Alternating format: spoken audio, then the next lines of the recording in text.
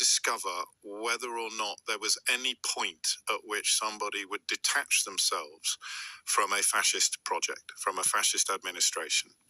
I mean, if you actually had to come up with the details. Tragically, the murder of Renee Nicole Good was not enough, because I think it was... and remember, we're trying to get into the minds of people who have been sympathetic so far to the fascism. And Renee Nicole Good was married to a woman. I think she had dyed hair. She described herself as a poet. Forgive me for putting it like that. She was a poet. But the fact that she described herself as a poet allowed people to snigger and sneer.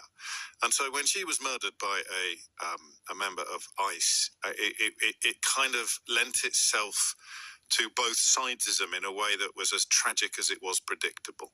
You couldn't watch that footage, of course, and conclude that any threat, any peril whatsoever was motivating the behavior of the man who murdered her. But you could watch that footage and find just enough to cling on to publicly pretend that you believed that. So you'll remember, we sat here and we said, oh well, the party told you to ignore the evidence of your eyes and ears. It was their final, most terrible command. And we watched